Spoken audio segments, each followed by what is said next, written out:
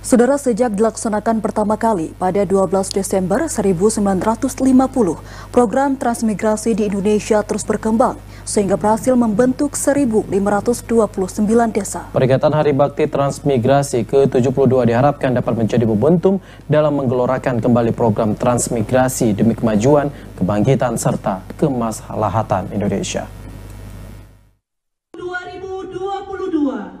12 Desember diperingati sebagai Hari Bakti Transmigrasi.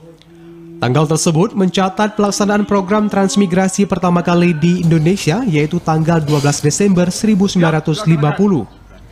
Saat itu, jawatan transmigrasi memberangkatkan 25 kepala keluarga atau 98 jiwa transmigran menuju Lampung dan Lubuk Linggau.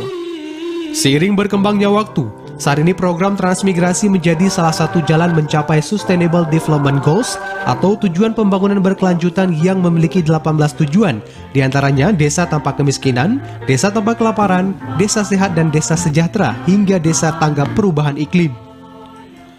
Saat membacakan amanat Menteri Desa, Pembangunan Daerah Tertinggal dan Transmigrasi dalam upacara Hari Bakti Transmigrasi ke-72 tahun 2022, Kepala Dinas Tenaga Kerja dan Mobilitas Penduduk Aceh Akmil Hussein mengingatkan bahwa peringatan ini dapat menjadi momentum dalam menggelorakan kembali program transmigrasi demi kemajuan, kebangkitan, serta kemaslahatan Indonesia.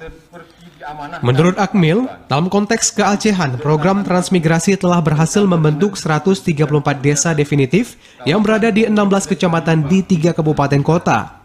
Namun saat ini, program transmigrasi di Aceh tidak lagi menerapkan pola transmigrasi umum, melainkan pemberdayaan dengan kearifan lokal.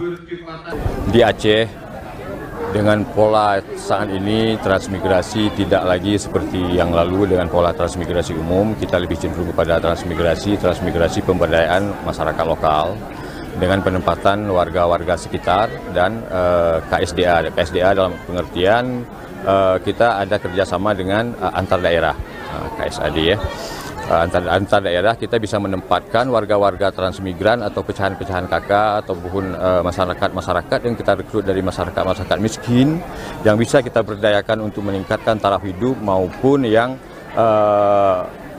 kemiskinan ekstrim yang ada di Aceh.